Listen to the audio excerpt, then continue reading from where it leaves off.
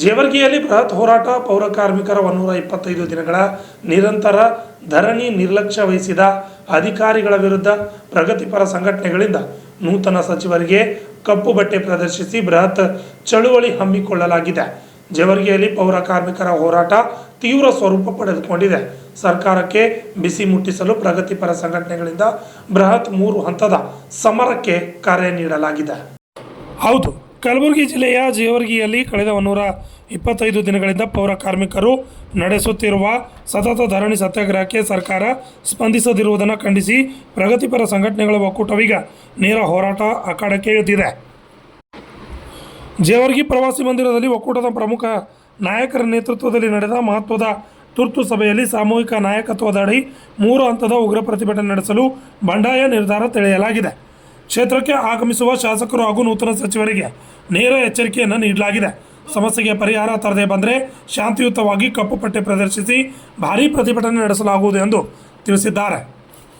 ಇನ್ನು ಕಪ್ಪು ಬಟ್ಟೆ ಪ್ರತಿಭಟನೆ ಮಣಿಯದೆ ಮಹಿಳಾ ಪೌರ ಕಾರ್ಮಿಕರು ಹಾಗೂ ತಾಯಂದಿರು ಅನ್ಯಾಯ ಮುಂದುವರಿದರೆ ಮುಂದಿನ ಹಂತವಾಗಿ ಸ್ಥಳೀಯ ಶಾಸಕರ ಪತಿಕತಿ ದಾನ ಮಾಡಿ ಆಕ್ರೋಶ ಹೊರಹಾಕಲು ತೀರ್ಮಾನ ಮಾಡಲಾಗಿದೆ.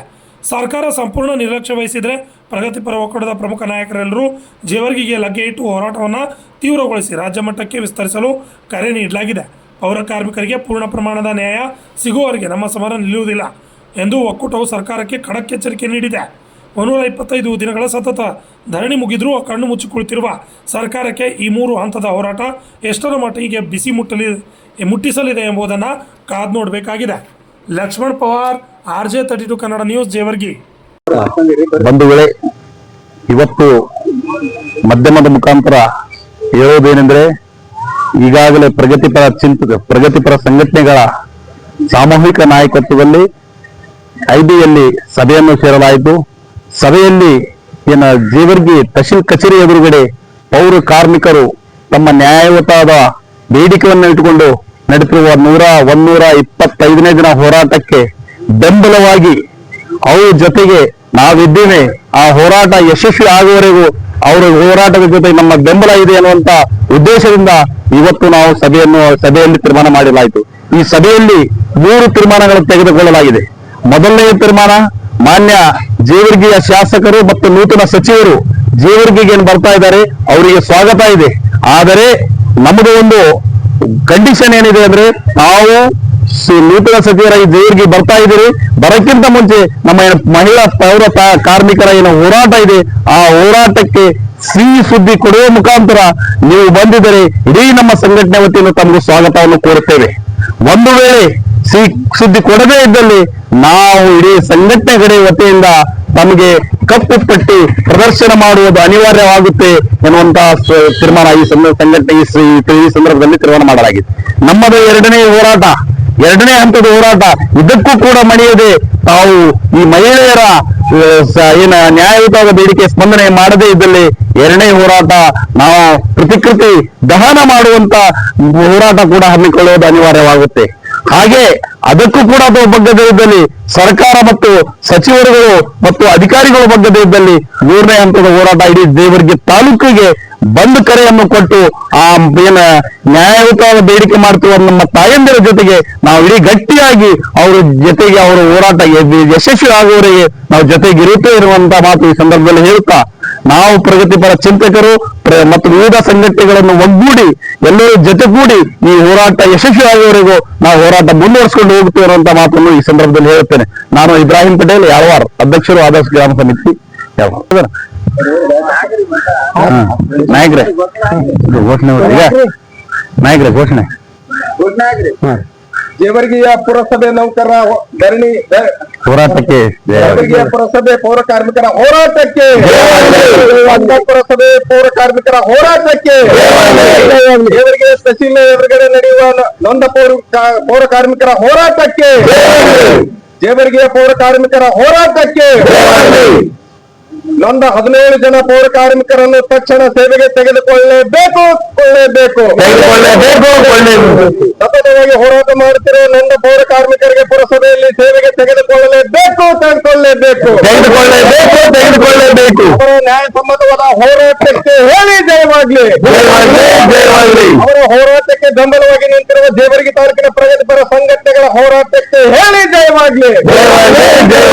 ಬೇಕೇ ಬೇಕು, ಬೇಕೇ ಬೇಕು. ಜೇವರ್ಗಿಯ ನೂತನ ಸಚಿವರು ಜೇವರ್ಗಿಗೆ ಆಗಮಿಸುವ ಮುಂಚೆ ಪೌರ ಕಾರ್ಮಿಕರಿಗೆ ಸಿಹಿ ಸುದ್ದಿ ತರಲೇಬೇಕು. ಸ್ವಂತ ಪೌರ ಕಾರ್ಮಿಕರಿಗೆ ನೂತನ ಸಚಿವರು ಸಿಹಿ ಸುದ್ದಿ ತರಲೇಬೇಕು. ನಿರ್ಲಕ್ಷ್ಯ ವಹಿಸಿದರೆ ಕಪ್ಪು ಪಟ್ಟಿ ಪ್ರದರ್ಶನ ಆಗಲಿದೆ. ಬೇಕೇ ಬೇಕು. ಯಾತಕ್ಕಾಗಿ ಹೋರಾಟ? ಎಲ್ಲಿಯವರೆಗೆ ಹೋರಾಟ?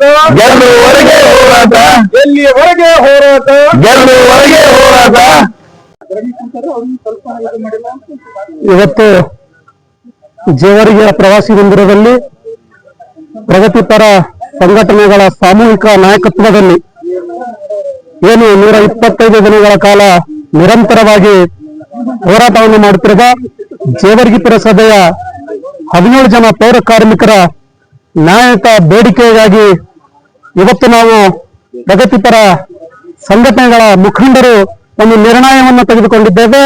ಆ ನಿರ್ಣಯ ಏನಂತಂದ್ರೆ, ಇವತ್ತು ನಾವು ಸ್ಪಷ್ಟವಾಗಿ ಹೇಳುವುದಾದ್ರೆ, ನಮ್ಮ ಜೇವರ್ಗಿ ಕ್ಷೇತ್ರದ ಶಾಸಕರು ಹಾಗೂ ಕರ್ನಾಟಕ ಸರ್ಕಾರದ ನೂತನ ಸಚಿವರಾಗಿ ಏನು ನೀವು ಮೊದಲನೇ ಬಾರಿ ಜೇವರ್ಗಿಗೆ ಆಗಮಿಸಬೇಕು ಅಂತ ಏನು ಪೂರ್ವಭಾವಿ ಸಭೆಯನ್ನ ಮಾಡಿಸಿದ್ದೀರೋ, ಇವತ್ತು ನಾವು ಮಾಧ್ಯಮದ ಮುಖಾಂತರ ನಿಮ್ಗೊಂದು ವಿಷಯನ ಸ್ಪಷ್ಟಪಡಿಸುವುದೇನೆಂದ್ರೆ, ಕ್ಷೇತ್ರದ ನೂತನ ಮಂತ್ರಿಗಳೇ, ಇವತ್ತು ಫ್ರೀಡಂ ತಾಲೂಕಿನಲ್ಲಿ ಕರ್ನಾಟಕ ಸರ್ಕಾರದ ಒಂದು ಪ್ರತಿನಿಧಿಯಾಗಿ ಯಾವುದೋ ಸಮಸ್ಯೆದ ಒಂದು ಏನು ಮನವಿ ಪತ್ರವನ್ನು ಸ್ವೀಕಾರ ಮಾಡ್ತಿದ್ದೀರಲ್ಲ, ಅದೇ ತರನಾಗಿ ನಿಮ್ಮ ಸ್ವಯಂ ಕ್ಷೇತ್ರದಲ್ಲಿ ಸುಮಾರು 3 ವರ್ಷಗಳ ಕಾಲ ನಿರಂತರ ಹೋರಾಟ ಮಾಡ್ತಿರುವುದು ನಿಮ್ಮ ಗಮನಕ್ಕಿಲ್ಲವೇ? ಇದು ನಮ್ಮ ಮೊದಲನೇ ಪ್ರಶ್ನೆ. ನೀವು ಸಚಿವರಾಗಿ ಜೇವರ್ಗಿ ನಾಯಕಕ್ಕೆ ಆಗಮಿಸುತ್ತಿರುವುದು ಕೂಡ ಸ್ವಾಗತ.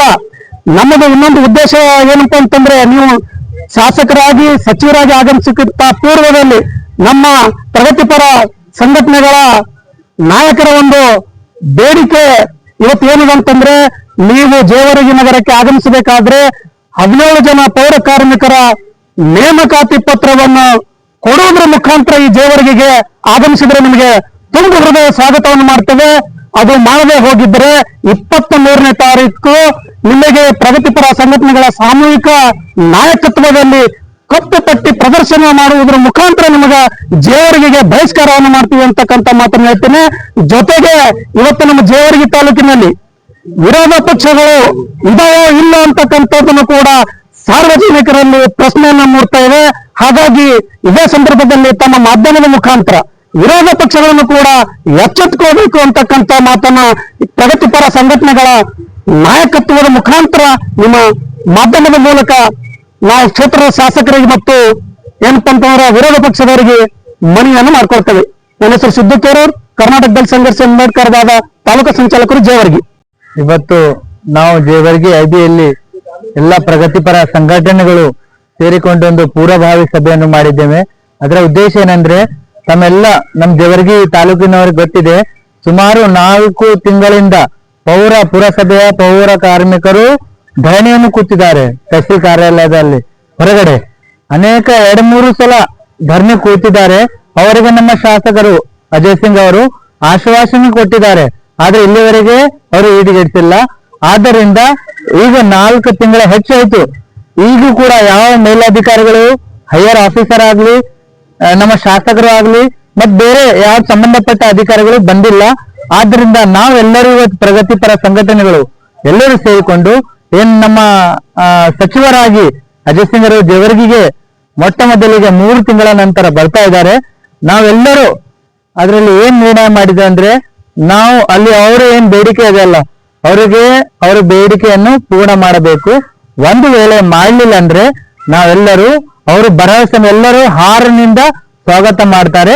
ಆದ್ರೂ ಎಲ್ಲ ಪ್ರಗತಿಪರ ಸಂಘಟನೆಗಳು ಅವರಿಗೆ ನ್ಯಾಯ ಕೊಡಿಸುವ ಸಲುವಾಗಿ ನಾವು ಕಪ್ಪು ಬಟ್ಟೆಯನ್ನು ಧರಿಸಿ ಅವರನ್ನು ಸ್ವಾಗತ ಮಾಡುತ್ತೇವೆ ಎಂದು ನಾವೆಲ್ಲರೂ ನಿರ್ಣಯ ಮಾಡಿದ್ದೇವೆ. ಮತ್ತು ಮುಂದಿನ ದಿನಗಳಲ್ಲಿ ಒಂದು ವೇಳೆ ಇಲ್ಲಿನೂ ಆಗ್ಲಿಕ್ಕಂದ್ರೆ ಯಾವ ರೀತಿಯಾಗಿ ನಾವು ಹಂತ ಹಂತದಲ್ಲಿ ಹೋರಾಟ ಮಾಡಬೇಕು ಆ ರೀತಿಯಾಗಿ ಮಾಡುತ್ತೇವೆ ಅಂತೂ ಇವತ್ತು ನಾವು ಸಭೆಯಲ್ಲಿ ಚರ್ಚೆ ಮಾಡಿ ನಿರ್ಣಯ ಮಾಡಿದ್ದೇವೆ.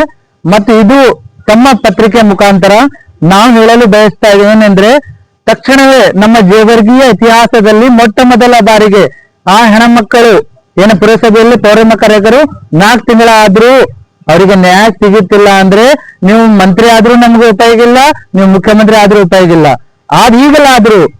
ಈಗಲಾದ್ರೂ ತಮ್ಮ ಹತ್ರ ಸ್ವಲ್ಪ ಆದ್ರೂ ಮಾನವತೆಯೇ ಇದ್ರೆ ತಕ್ಷಣವೇ ತಾವು ಜೇವರ್ಗಿಗೆ ಬರುವಕ್ಕಿಂತ ಮುಂಚೆ ಅವರಿಗೆ ಏನಾದ್ರೂ ಒಂದು ಸಿಹಿ ಸುದ್ದಿ ಕೊಡಿ ಅಂತ ನಾವೆಲ್ಲರ ಪರವಾಗಿ ತಮ್ಮ ಮಾಧ್ಯಮ ಮುಖಾಂತರ ನಮ್ಮ ಮುಖ್ಯಮಂತ್ರಿಗಳಿಗೆ, ಪೌರಾಡಳಿತ ಸಚಿವರಿಗೆ, ನಮ್ಮ ಜಿಲ್ಲೆಯ ಉಸ್ತುವಾರಿ ಸಚಿವರಿಗೆ, ಅತಿ ಮುಖ್ಯವಾಗಿ ನಮ್ಮ ಜೇವರ್ಗಿಯ ಶಾಸಕರು ಮತ್ತು ಹೊಸದಾಗಿ ಮಂತ್ರಿಯವರಿಗೆ ಬೇಡಿಕೊಳ್ಳುತ್ತೇವೆ.